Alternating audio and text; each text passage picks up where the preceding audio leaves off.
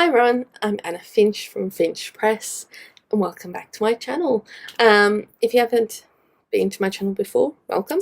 I am the debut author of Voiceless, A Mermaid's Tale, which has just recently reached #1 in the bestseller list for a number of categories on Amazon. I'm super excited about that. Anyway. So, today's video is a review on a novel called Punishment by Anne Holt. It is part of a series. It's part of a crime thriller series. Now, Punishment by Anne Holt is a multi-POV novel. It is written in third person. So it's written in third person throughout in every single POV. It is a crime thriller / mystery, I guess. I'm just going to read the blurb out for you, and then I'm going to talk a bit more about what I liked and what I didn't like so much. A killer is on the loose. 3 children have been abducted. The bodies of 2 returned to their mothers, along with a desperately cruel note. You got what you deserved. Police Superintendent Adam Stubbo is in charge of the investigation and is convinced there is a crucial detail he's overlooking.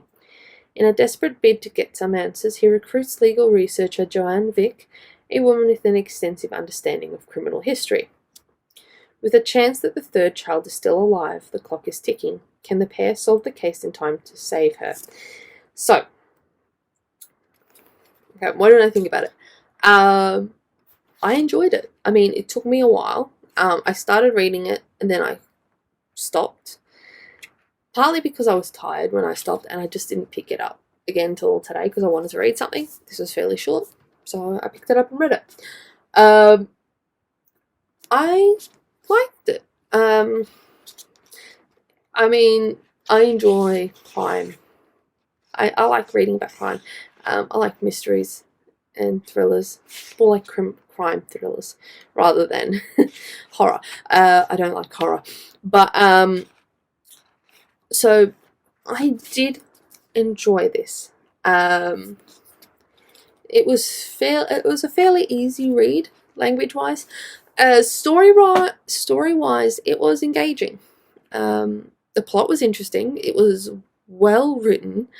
The story itself, the way Anne Holt wove a really complex web of characters and connections between the characters that kept me on edge and going, well, is this person the killer? No, wait, what about this person? It kept me on edge, and the way she wove the story of Axel Sears, the miscarriage of justice in his case, and connecting it and weaving it throughout this story. Originally, I'm like, what does this have to do with the missing kids? So originally I thought, I'm like, what does this got to do with the missing kids? Doesn't make sense. I'm like, I want to know more about the missing kids. Who killed them? Who took them? And then I get to the end, I'm like, oh, that's why it's involved. Now I get it. So the plot itself wasn't predictable. So there was twists and turns and red herrings, which were well played out.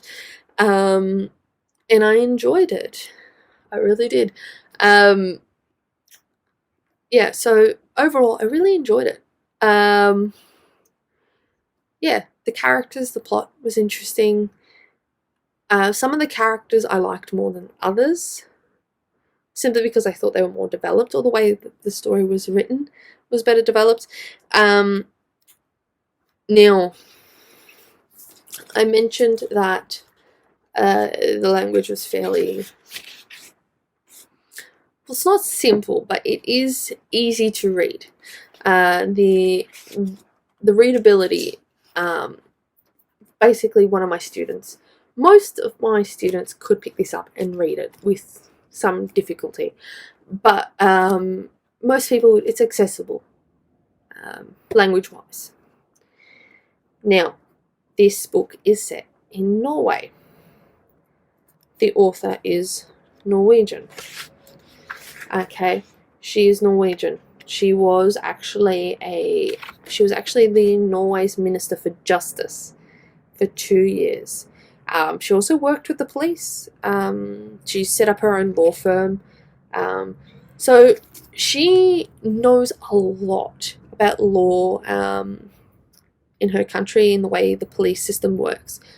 And I can see that through the storytelling. The way the police procedures are described and utilised within the story. Same way with legal, like the law aspect, particularly the miscarriage of justice aspect.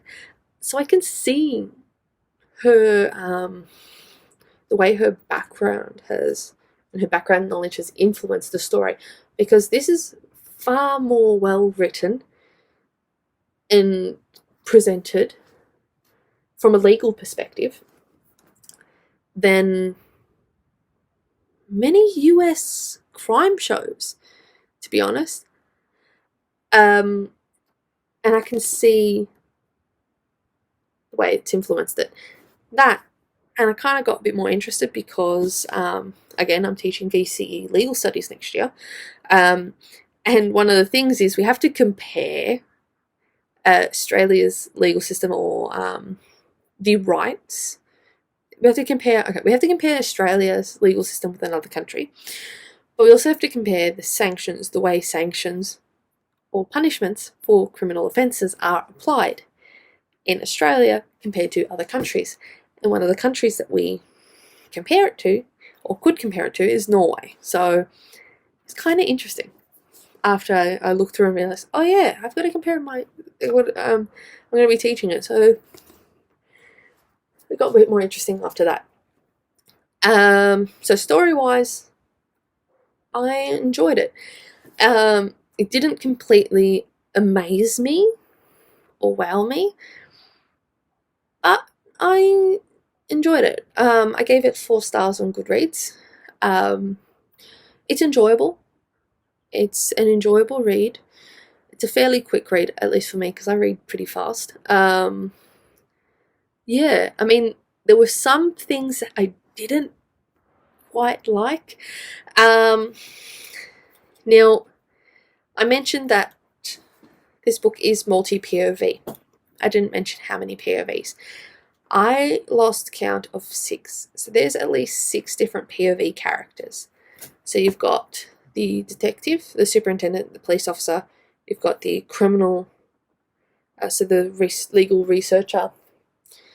So you've got Axel Sarah, you've got the killer, you've got the children, there's like more than 6 POV characters, which is a ton of characters to keep track of.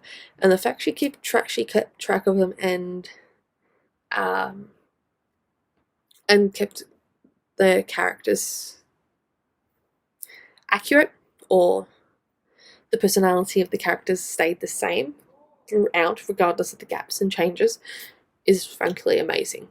I'm having difficulty writing with 2 POV characters. But here's the thing. The 6 POV characters, it's not like they have separate chapters. Some of them do. Some of those POV, so the POV characters sometimes have a chapter to themselves from their POV, but more often than not, the author switches POV mid-chapter. I think there was one chapter that switched between, I think, 3 POVs. It switched between 3 POVs in the same chapter. Sometimes the switch was marked by like a page break, this page break symbol, which is a plus, because otherwise I would not have been able to tell that there was a switch, because it is all in third person. So good thing is she put a page break. issue was I sometimes didn't know who was actually speaking at times. I didn't know exactly who was speaking. So sometimes it wasn't until they mentioned the character's name in the sentence saying, this person thought this, or did this, that I realised, oh, so it's that character. Okay. So the fact the character POVs weren't labelled kind of threw me off a bit. And it was hard to tell the difference between the characters. Now, this is most likely not the fault of the author. Okay, I realise that. Okay, Anne Holt is Norwegian. She writes primarily in Norwegian. All her books are actually published in her native tongue, Norwegian. It's just that the story happened to be so popular that they translated her books into over 30 languages, which is quite frankly amazing. So this particular book has been translated from Norwegian into English, which isn't an issue. If you get a good translator, they can get their points across. There's a reason why a lot of people don't recommend you translate the books yourself, even if you speak the language. It's because a translator will know more about the publishing side of stuff, particularly a novel translator. They'll know more about the publishing side and more about grammar, particularly if it's not your first language. Now, I can speak, read, and write Spanish. I grew up speaking it. It's my culture. It's part of my culture. But I am no way confident enough to write and translate my book into Spanish. I know my skill level. Okay. My language skills, written-wise, for Spanish, are fairly basic. I mean, I can write basic stuff. I can get my point across. But I can't. It will be very literal and they won't be as enjoyable. A good translator would take a text in that language and translate it into the second language, in this case English, for this book, and be able to incorporate the author's style, language style and choice in the new translation. But again, you're translating from one language to another. Some things will be lost, language-wise. Okay? There are things that we say in Spanish that don't directly translate into English. There's no literal translation. Okay? It doesn't have one solid meaning. There are also phrases and things that we say in conversation that are definitely, when you translate it into English, you get people pissed off. So there's certain things people call each other in our culture that were in Spanish. We're like, there's no deeper meaning. There's no deeper meaning to it. There's nothing that is considered offensive in Spanish. But when you translate it into the literal translation into English, it's very different. You say it in English, the literal translation, people will get pissed off. Okay, so there's that. There are words that don't have meanings in English, regardless of what language.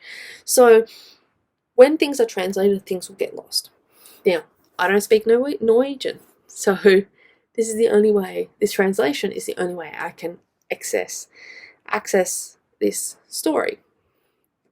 Okay, same for, say, Spanish texts. Okay, I can read a text in Spanish and then read it in English. And I can see, I've done that before, and I can see the difference between them. It's, so there's that. So the fact that it's been translated means some things were lost, language-wise. Okay, it probably sounded a lot better, a lot more fluid, It probably was easy to tell the difference between the POV switching in the Norwegian language. I don't know. I can't read Norwegian. But again, with this, I couldn't tell sometimes who was talking till I got further into the POV. If it's intended, great. You done your job. You did it properly. If it's not intended, it was kind of jarring. I would kind of get shocked out of the story for a bit, and I'd have to get back in and shocked right out again. So there's that.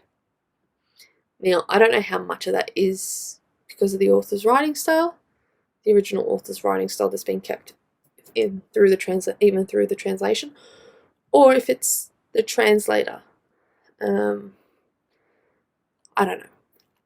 But either way, the story is extremely well written.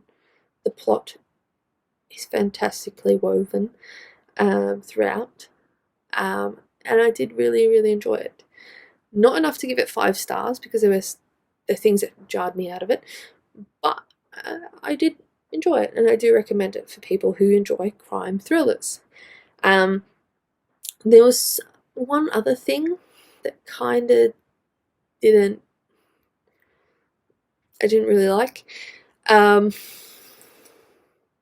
One of the characters has a child who is potentially on the spectrum, but the child hasn't been assessed. But it's clearly set out that this child has some sort of disability, potentially an intellectual disability, but based on the way the character was described, I thought they were possibly on the spectrum. Okay, I'm not a doctor. I don't know for sure. Okay. But the way this child was talked about, the way some other characters talked about them, I didn't like. The way they described the characters is fine. The way they describe the character, the kid, the way they act, the way they talk, is fine. It's like, there's no issue with that. It's more how other characters talk to the kid with the disability that I didn't like. I think one character said, well, what's wrong with her? I'm like, there's nothing wrong with the kid. So there were things about that just didn't sit right with me. I don't know if it's because I'm a teacher, or what. I don't know if it's because I'm a teacher and I'm like, that doesn't seem right.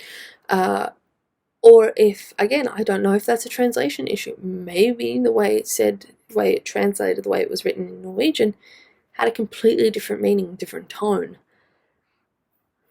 Okay, I don't know. So that's kind of something that's an issue. It's not a massive issue because it's not this big thing throughout the book. I mean, it's mentioned, but it's not that big of a deal. But I don't really like the representation or the way other characters talk about this child who's potentially on the spectrum.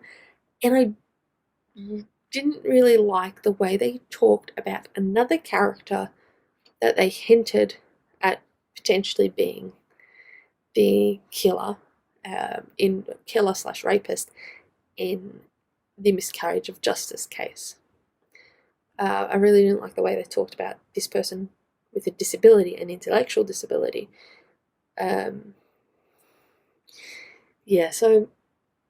the representation of disability, didn't really like it.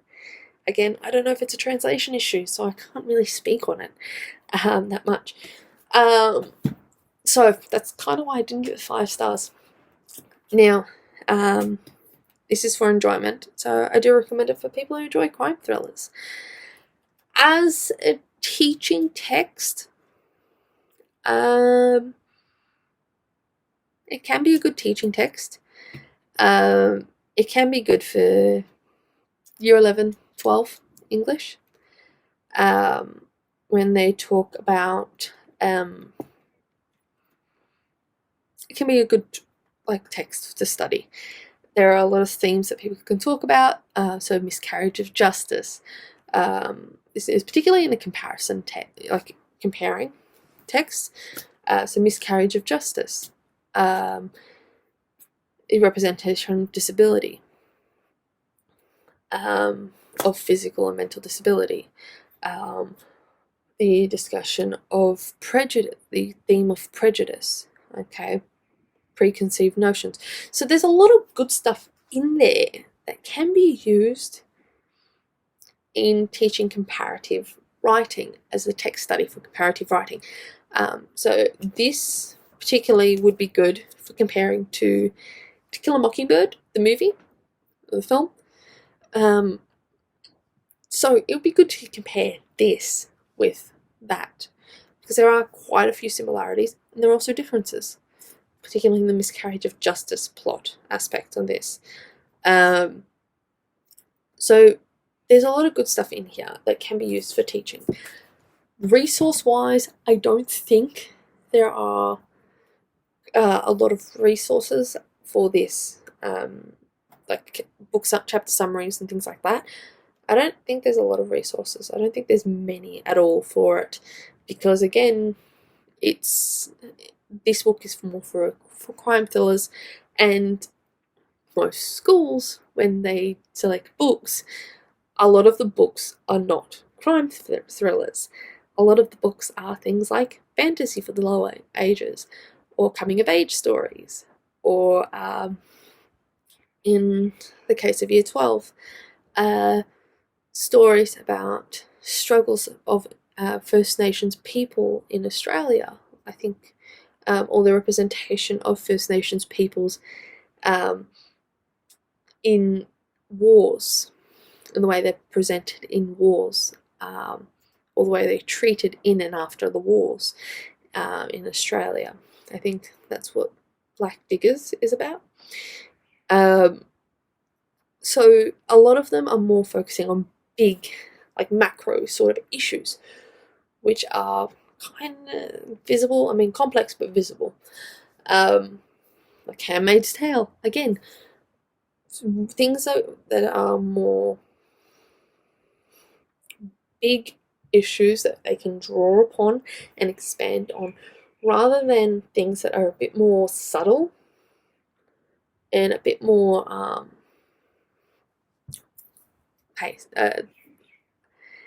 and a bit more like, how do I put it?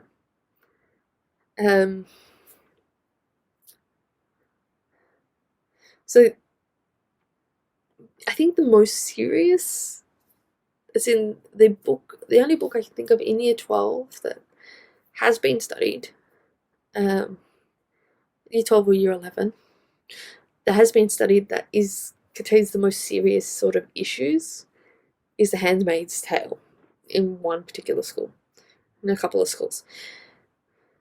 That's probably the most serious and dark that it gets. And Handmaid's Tale is fairly dark. I didn't really like it. From what I've read of it, I didn't like. I read bits of I read some of Testaments. I like that a lot better than Handmaid's Tale.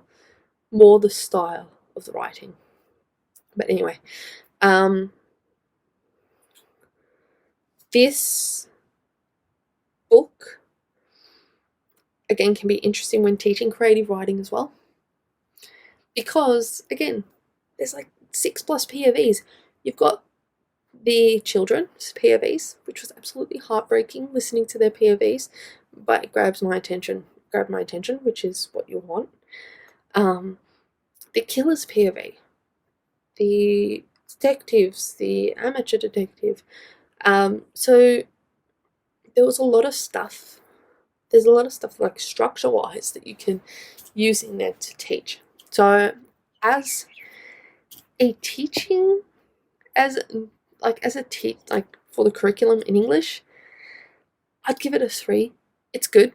You can use it for quite a few range of things, but there's not many resources, which, as a teacher, you're already time poor. You don't have a lot of time to come up with new resources. So that's kind of a downside. Anyway, have you read Punishment or any of Anne Holt's books. What did you think of them? Let me know down below. I'm interested to know what you think. I am planning on reading These Violent Delights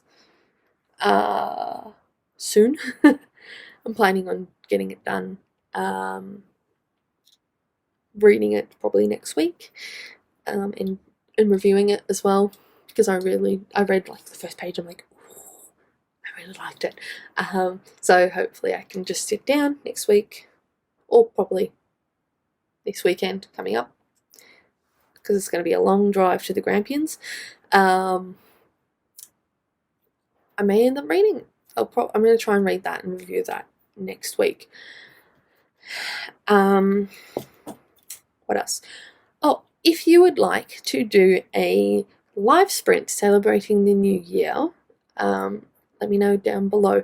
So the 31st of December here in Australia will probably be, depending on what time, will probably be the 30th of December in the US, or in the US. If you would like to do a live writing sprint, say a 2-3 hour live writing sprint to celebrate the new year, either on the 31st of December, this is Australian time, or Melbourne time, probably around 1 o'clock Melbourne time, or the 1st of January at 1 o'clock Australian or Melbourne time. If you would like to do a live writing sprint at that time, let me know down below. I'm more than happy to organise one, because I'm not doing much after my escape to the Grampians. Also, if you haven't already bought a copy, Voiceless, the ebook is currently on sale. It's on special. It's $2.99 US, $1.99 British pounds, and $3.99 Australian dollars, and I think it's also in Canadian dollars it's $2.99 as well. So the sale will last until the 31st of December. After that, it'll go back to full price.